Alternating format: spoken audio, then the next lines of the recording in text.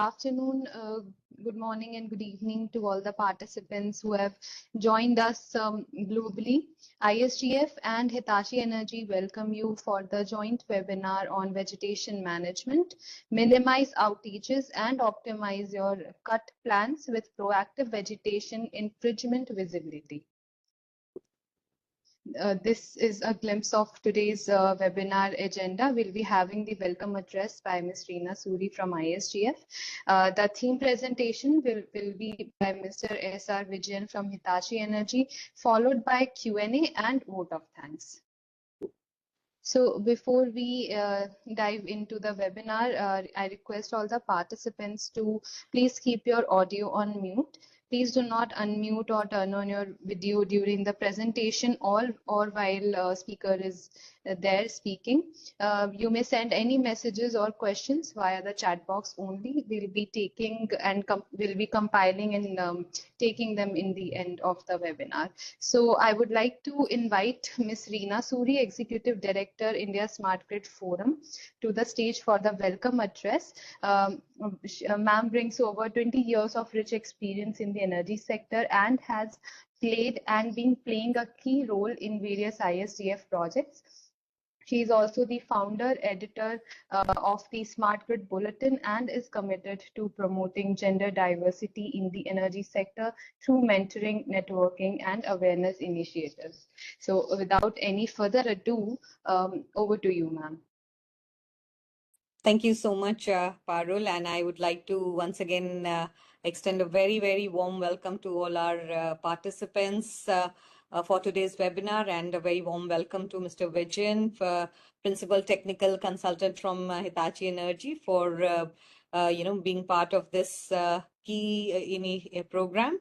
On behalf of India Smart Grid Forum, this is a very critical topic that we are dwelling upon today on vegetation management and how to minimize outages and optimize your cut plans with proactive vegetation infringement visibility. Since, as I said, this is a very critical topic, and the unplanned outages in electrical and railway networks are not only caused by the operational factors, but also by the external influences. And with this vegetation infringement being a significant contributor to these kind of disruptions. And vegetation encroaching in transmission and distribution lines or railway tracks poses risk to network reliability, operational efficiency, and more importantly, safety. And in today's session, we have the privilege, of having Hitachi Energy as our partner for this webinar. They are one of our key members of ISGF, and Mr. Vijayan brings a lot of experience. We'll be talking about their Hitachi's innovative solutions that are addressing these challenges. And Hitachi being in the forefront of the pioneering digital technologies and have extensive experience and solution around vegetation management. So we are really looking forward to a very insightful presentation and experiences coming from our key speaker. And with this today's webinar, we are looking forward to dwell with Hitachi's centralized vegetation management solution that they are bringing, which provides enhanced visibility into vegetation infringement by combining advanced data analytics with the ground level monitoring. Of the solution helps identify risks and hazards and that were previously undetected by the conventional inspection methods. So we're really, looking forward to a very insightful webinar today. And without further ado, I please join me in welcoming S.R. Vijayan ji, and we're looking forward to this presentation and webinar. So over to you, Parul, for inviting Mr. Vijayan. Thank you, ma'am, for the welcome address. Would like to invite Mr. S.R. Vijayan, Principal Technical Consultant at Hitachi Energy India. He leads enterprise software digitalization and cybersecurity for grid automation with over 29 years of experience, including 24 years at Hitachi Energy. He has expertise in SCADA, EMS, DMS, substation automation, smart grid, and cybersecurity solutions. Mr. Vijayan is an experienced solution architect and system designer and actively participates in industry forums. He also serves as a vice chair of ISGF's working group on grid modernization and smart cities and has previously chaired the technical committee of IMA's smart grid division. So with that, I would like to invite Mr. Vijayan for the presentation. Thank you, Parul, and thank you, Reena. Good evening, everyone, and thanks once again to ISGF for providing this opportunity to share this session on the important topic of the vegetation management. Sorry, Mr. Vijayan, would you like yeah, open, I'm sharing this. So there's a problem with the camera. It's not able to detect. Okay. In the meantime, I've shared my screen. Is it visible? Yes. Okay, and I'm in the slide mode now. Is that also okay? Yes. Okay. So yeah, all set now. So good evening once again to all the participants, and thank you for taking out your time from your busy schedule and participating in this seminar, and hope it will be helpful to see the unseen area of your typical operations, because when we talk about operations in a typical T&D electrical network or in a railway, so we always focus on the actual network, but there are factors which which attributes to the outages that we normally see. So we'll see what the solution that Hitachi brings in and how it can be helpful in bringing that visibility and converting a breakdown or breakdown outage to a preventive approach. And with that, and thanking ISGF for providing the platform, I start with the presentation. Myself, I am Vijayan SR from Hitachi Energy, from the enterprise software team, which is part of the grid automation in the Hitachi Energy group. So we cover different portfolios, starting from the SCADA to EMS to digital solutions, like what we are going to talk about today on the vegetation management. So when we say the electrical network or the railway track, the signaling or the operation of the power system of the railway, so more or less the solutions that are implemented or in place with respect to the SCADA or the signaling systems, which is also automated to a good extent, where the visibility of the network is there. But more often when there is a weather condition or when there is a growth of the vegetation which is getting infringement into the system, so which is basically contributing to the outages, which is not foreseen before the actual outage itself. So what are the challenges in identifying that area? So though the problem is known, but there are certain constraints and the challenges in identifying that area and have a professional process flow in avoiding that. So first and foremost, what we see is the dispersed assets, because they are very wide geographical area of coverage.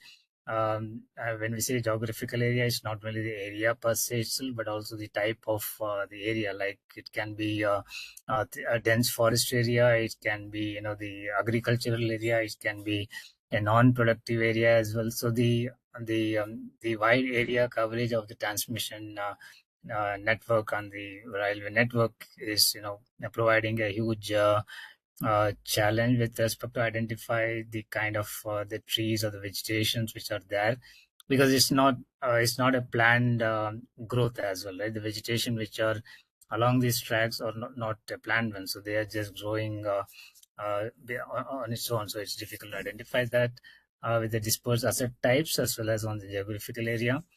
And presently the methods that we use are basically manual patrols where we send the field crew to capture images, and then along the entire section of the lines and different networks, which is quite expensive with respect to the with respect to sending out the crew with the truck vehicles and all those, and bringing back the data. So whatever the images that are captured may not be very much in a synchronized way with respect to the different aspects which are getting into the into the proactive way of identifying it. So the lack of data which is there in the manual process that is presently adopted is another challenge, because you will not be able to plan your cutting of the branches or the pruning of the branches in a well planned way.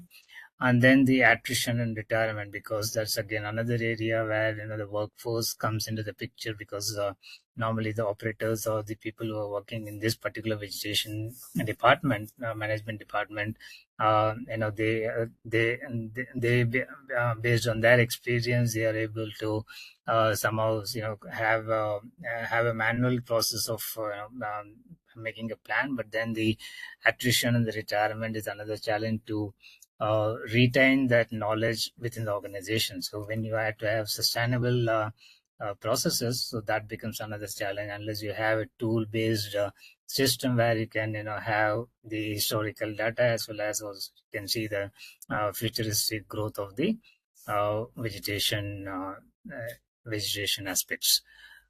So the institutionalized knowledge, so that is again some related to same attrition what I just explained, because it is still very much siloed knowledge which is there in which is very much within the individuals or within a team in a particular group, but not spread across the organization. So it's very much siloed knowledge. And the budget constraints, because when you want to do the advanced planning and have those kind of tools, the budget constraints is another area. And the regulations and unpredictable weather, because even the present scenario you take, there being the rainfall or storms is totally becoming unpredictable.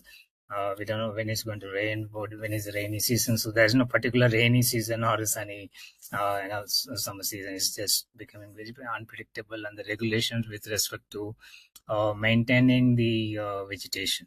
So not only regulation with respect to the operations of the networks, what we are talking about, but also the regulation with respect to maintaining the vegetation. Thereby, how do you balance it out? So that you don't destroy the greenery, or you don't destroy the eco balance, but also you maintain your operations without any hindrance. So these are the challenges which the vegetation department or the managers find to overcome. And when we say about the maintenance zone in an area, so what we see here is, there are two types of zone, which is, one is intensive maintenance zone and an extensive, what we call. So the intensive maintenance zone is basically the ones which are near to your transmission lines or near to the tracks, within a few meters, which is very critical for the operations, where we call it as a tolerance level. So once the tolerance level is crossed, then you need to have the the safety aspect and the outage management also in place. Whereas the extensive maintenance is the area which is beyond that critical zone, and the maintenance goals of these two areas, the intensive maintenance and extensive maintenance, are different. So while the intensive maintenance is basically to avoid the vegetation barrier into the operation, the extensive maintenance area, what we see here, it is more to maintain the balance between the unobstructed view and the vegetation barrier which is there, and also the vegetation types what we see near the operational area and the extensive zone.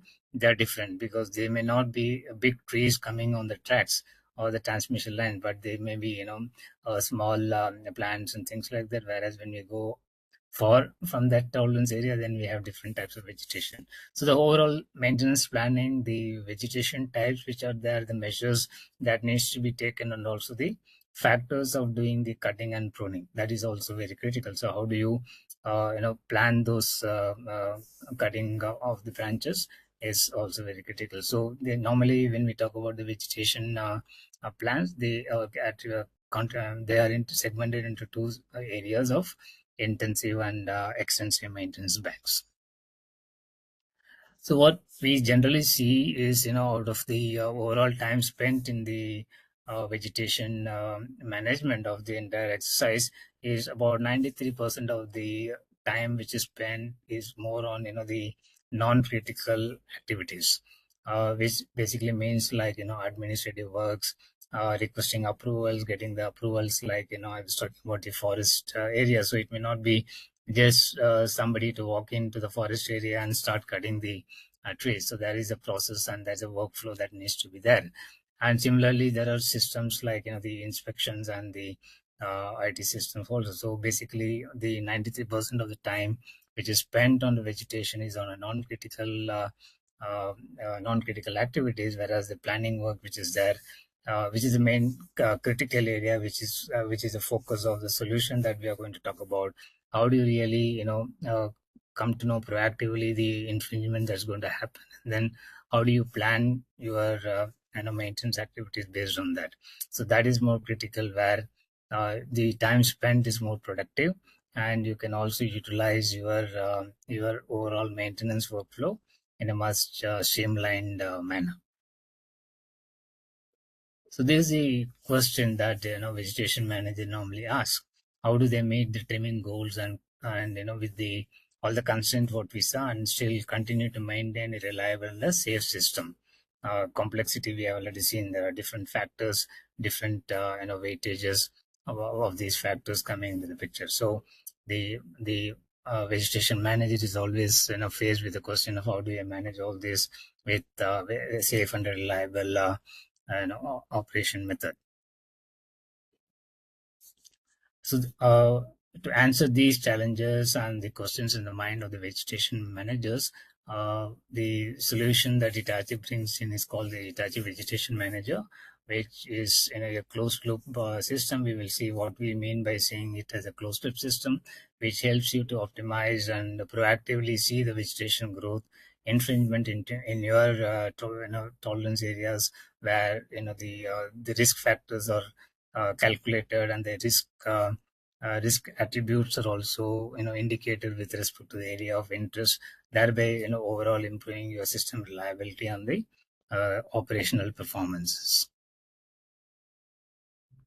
So the first and foremost is to predict and prevent. So that is what is the solution all about. It is just not seeing what it is today, but also help you to predict what it is going to be in the future, so that you can plan it. Because just knowing the status today may not be really helpful to plan your future. But then, unless you are able to have a model which is able to calculate and then run the engine and let you know that 6 months from now or 1 year from now you're going to be having a infringement, so that you can plan your plan your activities in advance and then prevent an outage and also the disasters. I mean, when we talk about the vegetation, it is not only the outages, so there can also be safety accidents, like falling off a tree on a electrical line, or falling off a tree on a railway locomotive. So these can also cause safety accidents, not only the outages perspective. So the solution has 3 modules. The one we call it as a cut planner, which is a back office application, where it basically helps the operators to get the inputs from the field, and then they are able to see what is the different types of the factors. We will see more in detail of this particular module. So, and how do they plan? What is the cost involved to create the appropriate plan? And the next one is a field planner. So once the visibility is there and there's a plan made out by the back office application, so the field planner is again a field planner and field patrol, as the name indicates, is for the field people who can take a mobile device, and these apps are installed on their device, so that they can interact with the cut planner application through the mobile devices. and they basically execute the work plans which are done in the cut planner. So that's a field planner. And field patrol is again a mobile application where the patrolling of the area which is of interest is done for capturing the images. It is complementing to the solution that is automated. So you need not be sending the field crew every time, but then this is kind of a complementary input. So field patrol is just not like capturing the images as we see here. So there are a lot of functionalities and features. You can mark your area. You can indicate the different types of the area infringement which is there. So you can see there is a transmission line which is crossing across an area. So you can mark it. You can also have your the observations recorded by voice. So basically, what it means that it's an application on the mobile which helps the field patrol engineers to not just capture images but also feed in all the inputs which are required, and also it helps you to give an input whether you need to have a water spraying before you do the cut plan, and whether you need to have what kind of machineries you need to have in place. So all these kind of inputs can be fed, because as I told, field patrol is a application which is giving input to the cut planner, not only from the image but also from the planning perspective. And you can also record your observations by voice. You can create different types of the notifications or the icons indicating the different aspects, and these attributes are configurable depending on the area that is being worked upon. So these are not like fixed kind of things. So this can be configured based on the area that's being considered. The cut planner, so once the input is there, so it basically identifies the area into different zones. As we can see, high risk zone, the medium risk, and the green ones are the normal zones. And it's also mapped with the geographical geographical map. And you can also further deep dive into the particular span. So while we see an area in the landing page, but you can also deep dive into particular span of the area, and then you can see what kind of risk and what is the score. You can see the risk score as well, which will help you to plan the maintenance priority. So you can see the risk priority, you can see the different types of vegetation. We'll see more in the coming slides.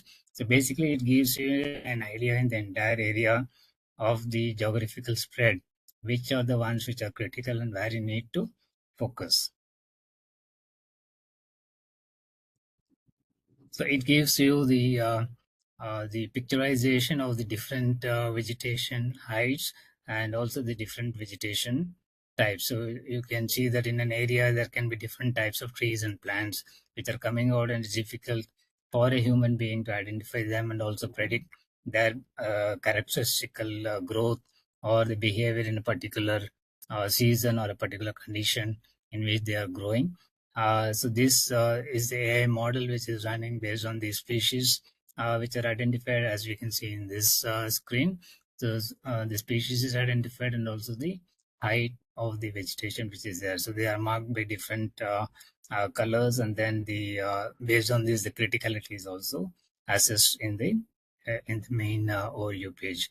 And then you can have different workflows depending on the criticality. Like if you want to have the water area covered, or if you want to have any parcels which needs to be approved because it might be intruding into the parcel.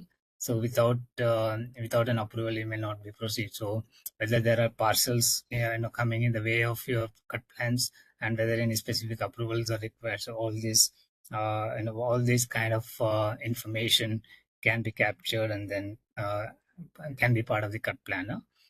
So as I told, the water area can be identified, and also you can see when we say critical, it is not just marking it as critical, but also it gives you information about the number of trees detected, what is the height, what is the maximum height, and also what kind of species are there. So which will help you to identify whether they are hazardous or whether they are normal vegetation, and is there any specific approvals required. So all this kind of information which will help you to plan your cut plans. Otherwise, what you will do is you will go to the particular area, and then you will discover things which will delay the whole activity and also the process. So this tool provides that information in a proactive way, and proactive not only in terms of the information what we are seeing, but also it predicts the growth with respect to the characteristic of the particular species. And this is the field planner module, where once the work order is generated in the cut planner, so cut planner is a back office which takes input from the images, which takes input from the field patrol, and then it analyzes and predicts all the species, the plants, and the workflow, creates the work order. So these are the different work orders what we see, and then the field crew can be assigned to these work orders, and they trigger into the crew management, wherein you can see the work is allocated, and then the spans which are there. So these are the span numbers, and they can also, the field crew who are going to the site for executing the work, so they can execute the work and also give their observations, or they can also defer, because if there is a problem in that area for not carrying out the work, they can defer the work, and they can also provide the input of what is the time duration and what is the exact reason for deferring it, so that the corrective actions can be taken and the next visit can be more effective rather than just being a visit. And they can also identify if there was a permit issue, or it was a environmental, or it was what kind of impact which was there during the visit, because of which the activity could not be carried out. So as we saw, the field patrol is a tool which can take input from the field, feed it to the cut planner, and cut planner is running all the algorithms, the AI ML logics into that with respect to the vegetation. And then the field planner is the field crew who is actually executing the work in the field with respect to carrying out all the activities coming out from the cut planner.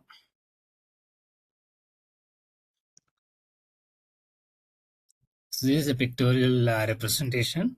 So we see the cut planner as the back office application which is running the main AI engine. So why we call it as AI engine is because it's a predictive model. So it is not just as a tool capturing the images and showing the information as of now or today, but then it's a predictive engine which can predict the growth pattern and give the information much in advance for the predictive maintenance rather than going out as a breakdown maintenance. And then the field patrol, we saw it can take the images from the different field and also capture the observations and further inputs which is required for planning the activity. And the input which is coming from the cut planner to the field planner is basically for the crew members who are carrying out those activities. So basically this, we can see it as software tool. The vegetation management is a software tool. It does not actually cut or prune the branches. It basically helps in planning and also carrying out the activities, supervising them, the progress. Sometimes it may not happen that the full 100% job is carried out in a day or in a scheduled time. It could be like progressive way of taking the actions. So how much has been done? So that kind of a progressive input is also part of the whole solution. So as solution for Hitachi vegetation management, we use the satellite images. So though I was talking about the field patrol and all this, how this is helping, how the solution is helping you to manage the field patrol. So because if you already are doing a field patrol, then it can complement it as I told. But then we use the satellite images of the area of interest, and then we capture those images, complement it with the field patrol images if you're already doing it, and then we come out with the maintenance scopes and the packages. So that is how the solution is working. So what we see here is the entire cycle of the solution, where we have the focus as the first step, because once we have the input and we have all the calculations and the AI engine running it, so we are able to forecast the growth, predict the vegetation risk. As I told you, the risk is not only with respect to the risk zone of red, yellow, green, but also it tells you what is the risk level, the risk score, and also what kind of the vegetations are there. and what exactly is the is to be done, including the tools and what kind of activities. Like I was talking about whether water spray is required or what kind of excavators are required and things like that. So that's the forecast model.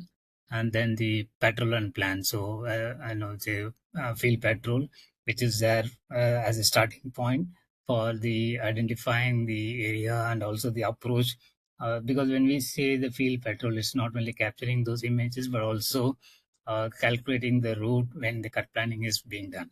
So the route capturing and also the vehicle movement feasibility. So all these inputs are also taken in the cut planner so that when the planning activity is done, so all these constraints or observations are also considered, and there can be additional resource mobilization that can be planned.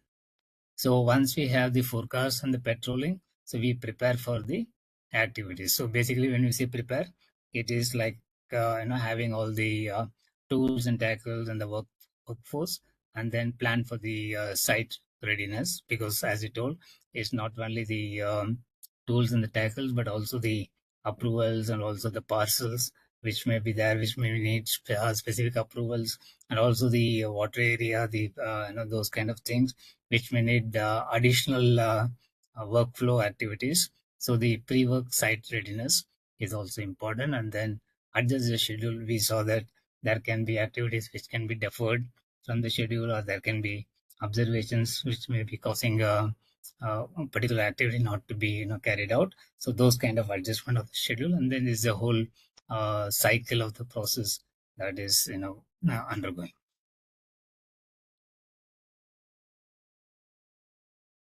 So what we get, or how we see the benefit for the vegetation manager or the vegetation department in the organization is that first we are able to digitalize the knowledge. So we saw about the spread of the non-availability of data, the spread of area, the knowledge being institutionalized or siloed within the department or within a team. So now with this process, there is a cross-functional availability of the knowledge and the data and the information which can be used across the organization. So not a particular zone or a division, but then across the organization, you can use this information and then go for a more professional approach. And then the insights, what we saw, like different types of the vegetation heights, the vegetation types, the risk scoring, and all those. So which gives you much better insight into the how the vegetation is there in your particular area of operation, and then automate the time consuming activities. So what we saw in the beginning of the slide, that 93% of the time is spent on the non-critical activities like getting approval and all those, and identifying the workflows, and just planning. The critical area of planning is only 7%. So you can use this automation tool for the entire process of starting from identifying to the running the maintenance activities.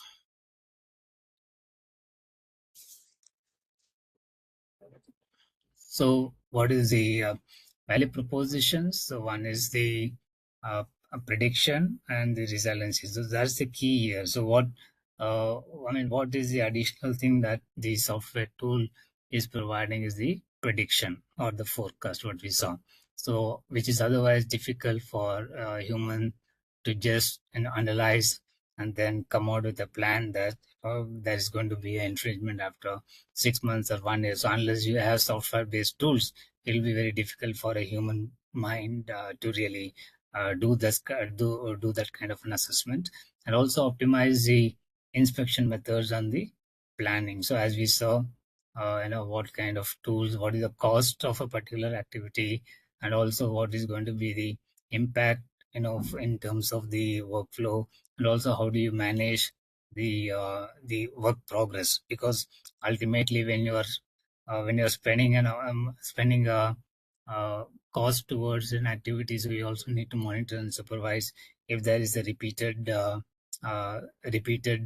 what you call visits that are being required, or whether it is being more professionally approached. So all these are being data driven. So what is the data here? The images that we capture through the satellite and also the field patrol. So that is the data which we have, and we do those image analytics and things like that to come out with a more informative and data-driven decision-making tools. So overall, what we say is that the tool supports you in improving your inspection and planning efficiency, improved by around 65%, and also reduce the business risk. So when I talked about the outages, and it's not only the outages in the operation, but also the safety risks which are there, both to the people who are working in the field, and also to the external environment which is there. So it is a safety risk in both as well internal as well as the external. So one of the quote, how it has helped one of the customers is that the planning products the integrity of the system, maintains reliability, and keep the workers safe, all while accomplishing the cycle maintenance. So all that we talked about the reliability, the safety of the workers. So the internal safety, when I say so, is about the field people who are there in the field, and also the people who are working in the actual area of in the field, and also about the environment and the people who are external to the organization. So in both ways, and basically these the cycle maintenance is the forecast, predict, and the activity act and track and act. So that's the cycle maintenance goals which can be achieved. So these are the different cases. So as we can see, it is not only just the outages of the operation, it can also cause a lot of intrusion and also safety with respect to, like, the trees falling on a bogie locomotive, or it can be on a transmission line or a distribution line, thereby causing even human what you call life losses. It may not be only human, even there can be the animals and birds, so that they can cause loss of lives because of these kind of these kind of incidents. So it is much more than what we really think about as a vegetation, as part of the whole ecosystem of our operations. And when we say the vegetation management, so it's part of the Lumada functionality portfolio that we have in Hitachi, where there are different solutions. And in this slide, we will see what exactly we mean by saying that. So once we have the vegetation manager, you can have it integrated with the APM for giving the vegetation detection and growth modeling. And because ADMS, because I talked about the storms and the disturbances in the power system operation network, so you can interface with the audit management system, where the damage assessments can be done and also the crew assignments can be done. And for the scheduling and dispatch, we use the field service management and the EAM for the cost and the work asset management. So you can see the different modules which are there in the Lumada functionality. As we see, the APM, EAM, and FSM are integrated with the HVM for the complete planning and the work execution in the scenario. So that was a kind of overview of the solution. If there are any questions or queries, we can discuss. Thank you so much. Thank you so much, sir. We have a bunch of questions, and we'll shortly display a presentation slide for the compiled questions.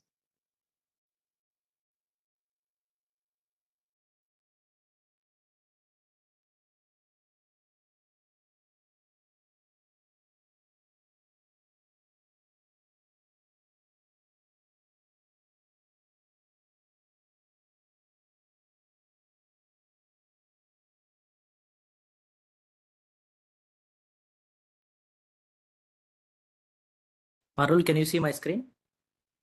Yes, Bala.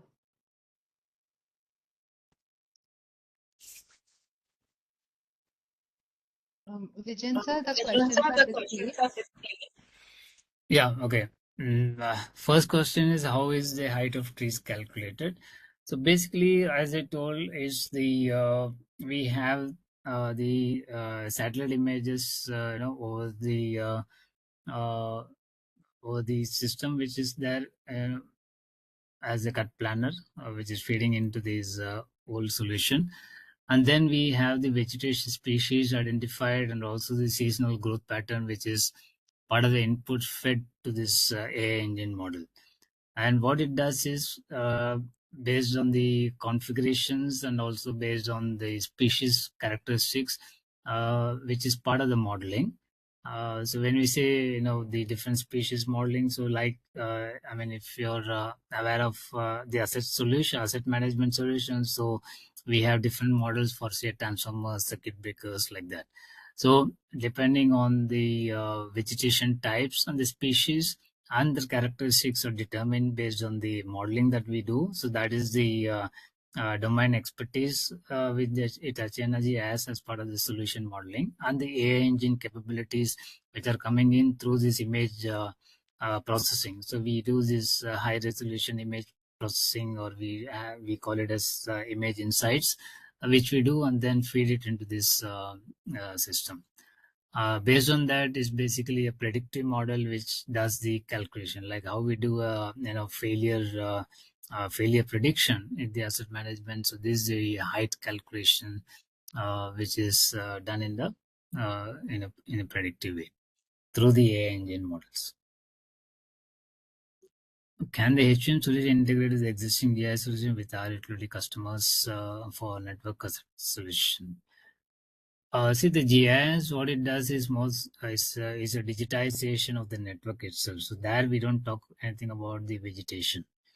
As I showed in the last slide, that we can integrate this solution to a OMS because it gives the information about the vegetation which can be there in the distribution network and which can also be used for the crew assignment by the distribution companies. But as such, the integration of the GIS, I don't see it as a requirement because that's a different type of solution, and HVM is a different type of solution, which it caters to the area. That's my question. I just wanted to give. I might have not framed it well. Sir, in that case, in the solution that you have, how will the asset information be mapped with the vegetation information? We need to have some correlation, right?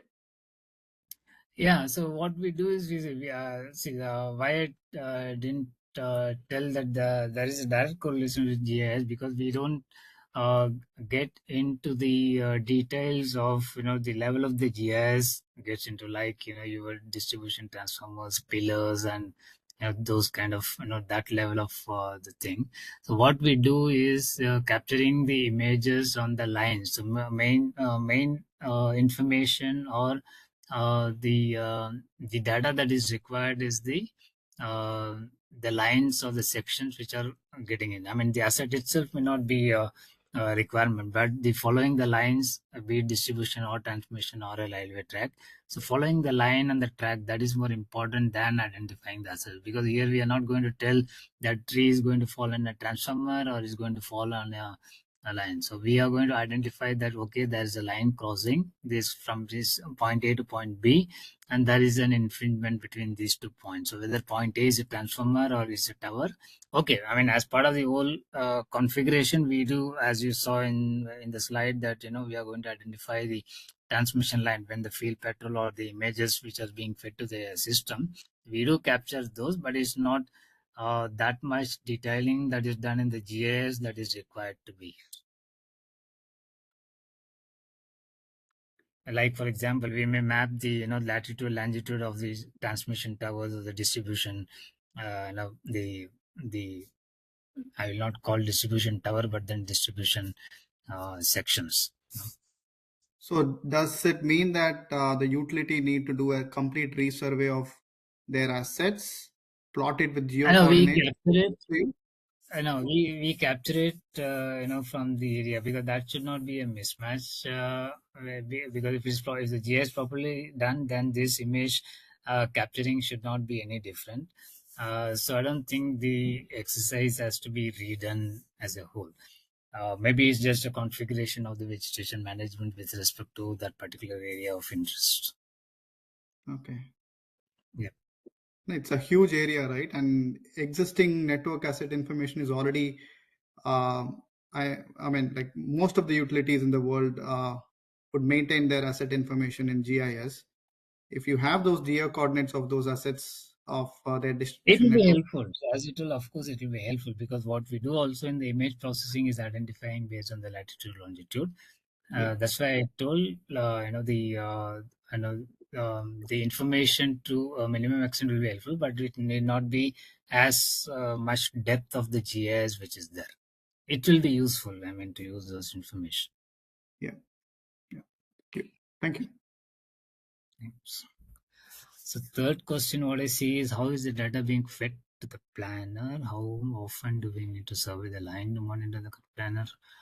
How does the software monitor the growth of vegetation? So growth of vegetation, I told already, we do the AI modeling. How do you assess the track area, bank area, the feeders? Yeah. How the data is being fed to the planner. So as I told, there can be, 2 or 3 different types of inputs. One is that satellite images that we already capture as part of the solution delivery. So that images are fed to the cut planner. And also, if there are field patrol images that you are already doing or is part of your activity, so those images can also be fed. So when we say the how it is being fed is basically the image transfer into the solution, and the image analytics algorithm which is running in the cut planner that uses those images. And we identify the area, as I mentioned for the last question, based on the latitude, longitude, and all those. We identify the area and the the assets of the lines of the sections that we are specifically talking about. And how the growth, again, as I told, there are different models which are running with respect to the vegetation asset. I will call now vegetation as an asset for easy understanding. And I don't think that's wrong also, because vegetation is also an asset in our overall operation ecosystem. So the vegetation asset modeling is done as part of the AI modeling solution, and that is how we are able to predict. And it's not a linear prediction. It's purely based on the vegetation types, the weathers. We also integrate with the weathers, the season, the season of a particular period of the year. So all these are being considered in the modeling of the vegetation area, and then the growth pattern is identified, and the risk factors are calculated. How do you assess the track area, bank area for the feeder? So this basically is an input that is given by the users. So once we identify the area of interest of the project, so then the right of way or the tolerance, these are there will be some standard guidelines for your operation. So those are fed into the system. So that is how we identify the tolerance limit within the key segment, and then the infringement into the coming into the tolerance. So say for example, your asset is at 0, okay, and then there is a 5 meter clearance that can be there. So if it is coming into this 5 meter zone, then we start talking about the infringement. Until that is giving you the idea that it is going to enter into the infringement, so you can plan before coming into the 5 meter zone. Okay, so you don't allow that to come into even your tolerance, so but you can plan it. So that is how, just to give you an idea how it is done. And yeah, it can be integrated with the SAP model. So as I told, the EAM, Lumada EAM is kind of a typical ERP solution for the maintenance planning, scheduling, creating job codes and all. So in a similar way, yeah, we can integrate. So that was the third. I think I answered all parts of the third question. Fourth question, how worker safety is ensured through plan? Do you have any innovative solution of vegetation? Okay, second question I didn't understand, but first one, yeah, how do we ensure the safety? So basically, as I told, so we identify the when we make the cut plans and when those images are processed, so we also identify the areas of, like I told, the vegetation types. So whether it's agricultural vegetation or it's wild vegetation, and whether it's it's a waterlogged area, whether there is any specific clearances required, if it is dense forest, so what kind of, so these are the things which are attributing to the safety, right? Because if say for example, if there is a weather condition that's going to be very stormy or very very very delicate for a human to approach for the cut. As I told, the solution is not going to cut the trees. It is going to give the plan. It is going to give you the criticality of that and how you can carry out that activity.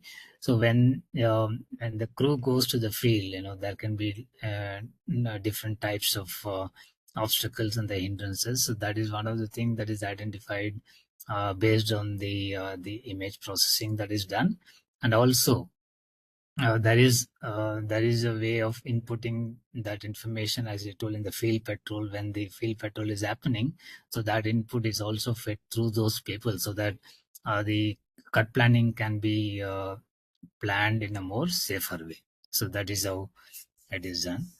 I would say the tool is used for the worker safety. The tool itself doesn't provide the safety, but the information and the analytics which is done by the vegetation management solution tool can be used in a safe work process. So as I told, I didn't get the second question. Do you have any innovative solution for vegetation removal? Okay, I mean, if you're asking the cutting of the vegetation itself, no, it is not there. So we still need to send the crew to the field and then do the cutting manually. If that was the question. Does your solution also calculate the line to tree clearance? See, as I told, the clearance is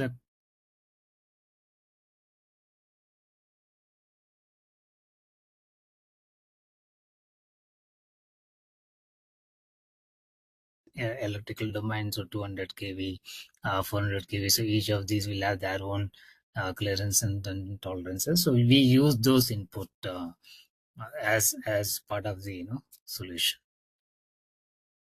But over and above, if there is, say, for example, 5 meter plus, if you want to add 2 meters, so those things are possible. What is the data refresh cycle? So, I mean, while I'm answering, if it is not answered, I request the participant who have raised the question to interrupt, so that it gets clarified. What is the data refresh cycle for updating vegetation growth models in the planner software? So again, see, it is image processing, and I would say here we don't have to really talk about the data refresh cycle, because we are not talking about a real-time system where it's very critical for every minute, every second we need to get, because no tree is going to infringe in 1 second or 1 day, right? It's a pattern, and there's going to be months, that is going to be there. So I don't think this is a very critical data, but yeah, if you have those input and if you are running it in an application, say cut planner, you get the input and the processing of the application is faster. Okay. Who needs to procure the remote sensing data? So as I told, as part of the solution package, we also include the capturing of satellite images.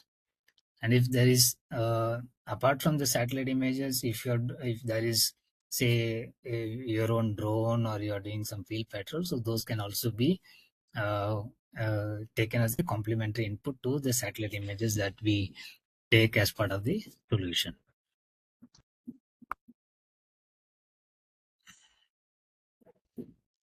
Yeah, so I think that was those were the questions. I think there are a few more questions.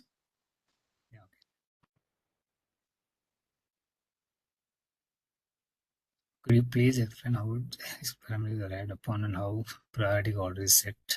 Different work order. Yeah, so as I told, the risk parameter is depending on the clearances and the vegetation growth patterns, both in combination. So, say for example, if there is if you take 2 points where the clearance is same, say 5 meter clearance, but then in one area you have a vegetation which is very slow growing, whereas in another area you have a vegetation which is so this I'm straight away talking about because I already explained the solution, identify the species, the vegetation types and all this, right? So taking that background, so you can try to synchronize with the answer. So once the 1 point is having a vegetation which is a slow growth, and the other is having a same 5 meter clearance, but then it is having a vegetation which is in faster in growing. So this is identified in the solution, and then we are able to predict that in point A, the infringement is going to happen in 3 months, say for example, where it is growing faster, and in point B, which is slow growth vegetation, the infringement may happen in 6 months or 9 months. Okay, so now you can see that though the clearances are same, but you need to prioritize the point A activity rather than point B. Okay, so that is the visibility on the planning which is being done by the cut planner. And based on that, the risk is calculated. So the point A, which is of faster infringement visibility, is made as a higher risk, and the point B, which is of later one, is of a lower risk. So this risk is basically from the infringement perspective, not from the say for example safety of carrying out the activity. Not from that perspective. This risk is more from the operational risk or the infringement risk that is going to happen. Can it predict the growth of creepers and climber plants? I would say yes, and again it depends, like how the pattern is being learned with those images. But yeah, it is possible. How GIS will be implement AI model for assets mapping? So this I think I already explained. So we don't have to have the kind of GIS that we normally do for the distribution. That kind of depth is not required, but of course we can use certain information like the latitude, longitude kind of things. So we can use certain information of the GIS for the asset mapping. So again, which will be part of the whole data engineering when we get into the implementation. So there's a data engineering for as any project. So there's a data engineering and data mapping. So which will be where we will be using these data if it is already available, or this can be like a new data input. Does HUM expect utility customer or third party to provide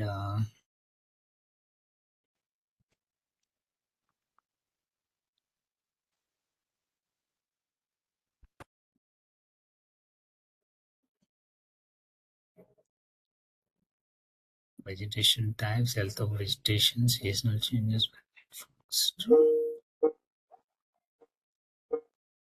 Okay, so I mean, see the seasonal changes and weather data, the customer may not need to give, but then there are what you call the inputs like the clearances, the criticality of the line. So those kind of typical inputs are required, but not the vegetation types and the seasonal changes. Are you using stereo pair of satellite images? So this I didn't understand. Question 12. What is satellite image? So yeah, it depends. It depends on a case-to-case basis. So yeah, there is no standard answer for this. It depends on the case-to-case.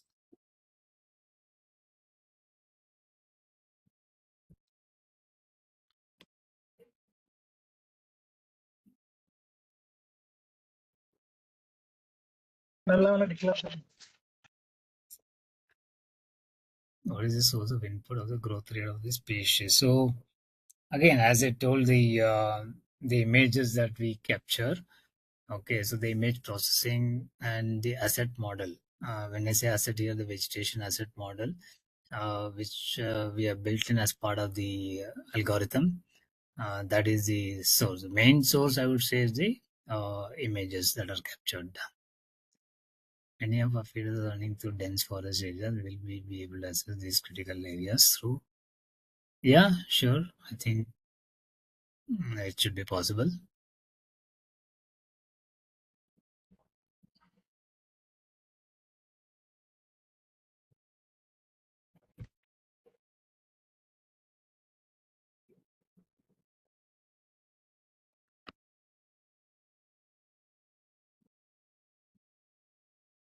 So there is one more question which just came in.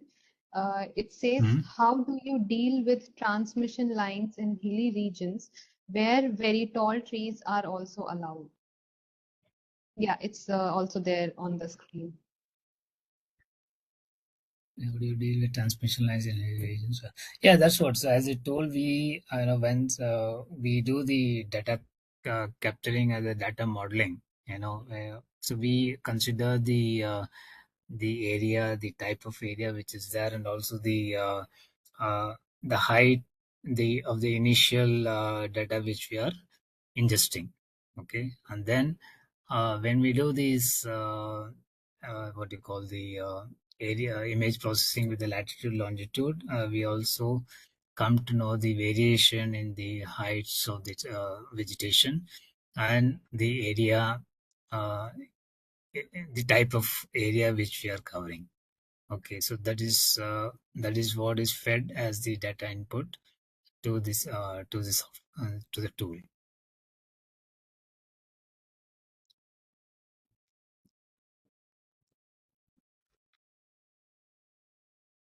Thank you so much, sir. We have Going back, addressed all the questions. Yes, Mr. Ranjit, do you have any questions, sir? no, sorry, just going back to the question number 11 or 12, about the AI model, the AI model that Cut Planner uses. Mm-hmm. Yeah, So okay.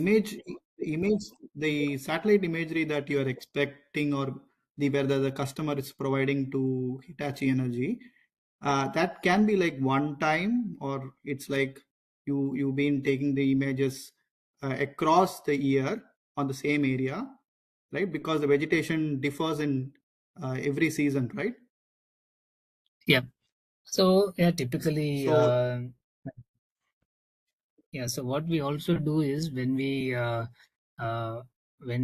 the area input, so we also go through the historical seasonal changes. May not be for too long, but at least say for 1 or 2 years.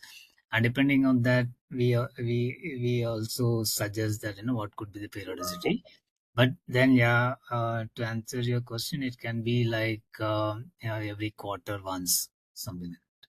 Or it can be two cycles in a year as well, plus one maybe additional if it is required. Yeah.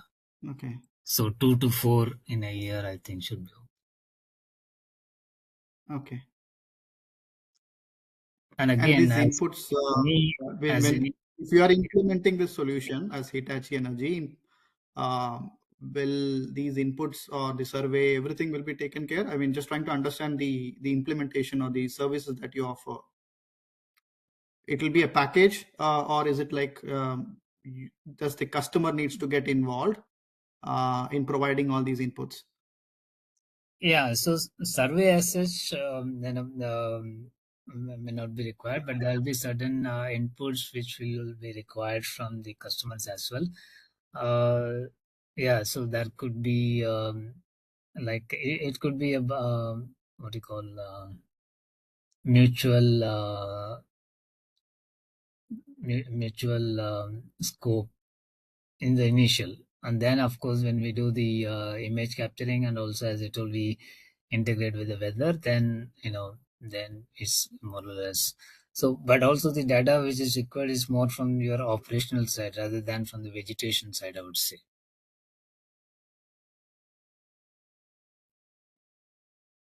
Okay. So vegetation side we take, but more from your operational. So like few examples I spoke about, what is the critical area, because here we don't talk about the assets, because we are not talking about a particular asset, we are talking about an area and the vegetation in that area, right? So here, what is your critical area, the section, and then what is your typical, say, failures that you have come across because of the vegetation, and what is the tolerance limits or clearances or right of way that is there. So it's more of the operational things that we will be needing.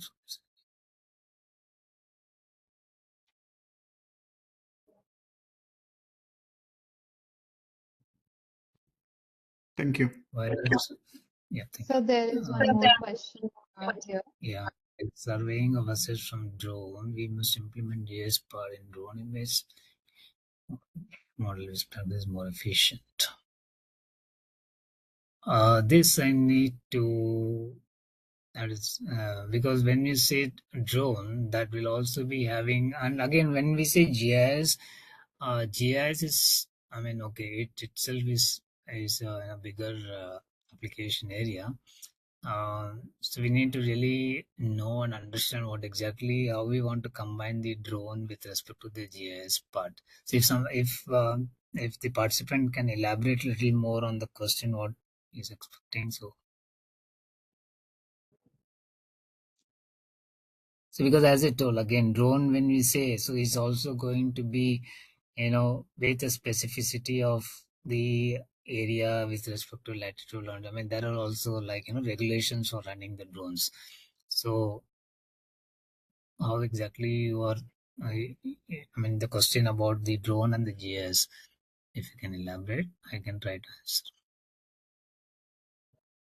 Mr. Devesh, if you're there, sir, maybe you can understand. Or if we separately want to elaborate and ask, and that is also okay.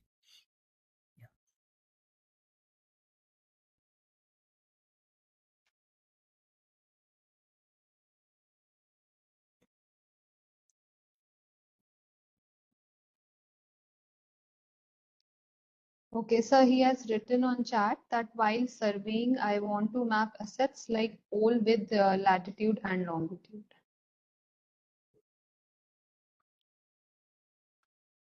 Yeah, so that can be done, and that's already being done as part of the GIS. So, and we don't go up to the poles and thing, as I told, we don't go into the depth of the assets in the entire network. So the more area of interest is where the sections are there and where the intrusions can be there. So we don't need to map every asset. So again, it depends on how the network spread and the area that we are covering. If it is like say a broader area in the primary distribution, then we don't have to go. So it is like case to case basis. But yeah, GIS has all this data as part of their the digitization that is happening with respect to the network assets. We can use those information. Thank you so much, So sir. What is the level of the asset? Yeah, just to add to that, what is the level of asset we want to map in the vegetation management? It depends on the area, right? What we want to cover. So, like for example, for a railway, it may be different. For transmission network, it may be different. For distribution, primary area of distribution may be different. But whether we want to go to LV side, that itself may be a question, right? Or up to primary distribution may be okay. But whether we want to go to the LV side, so it depends on what is there. Yeah.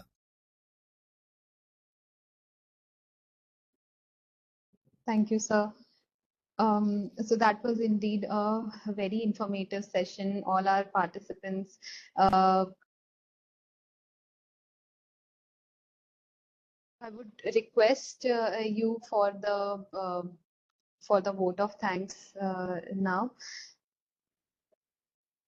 Yeah, thank you once again to all the participants. It has been really very nice to have you, and also very interesting to see the questions and the active participation. That was really very heartwarming for me, and it gives me more. It motivates me actually. I would say that, and also while I was answering, it was also giving me a learning for myself to the different aspects of the thought process which are going from our customers, who are operating these networks. So it was really very valuable for me also, and extremely good participation. So I thank each and every participant for this and taking the time out from the busy schedule. I thank the ISGF for providing this platform, Mr. Reggie and Ms. Reena especially. So, and of course, Ashima and Parul.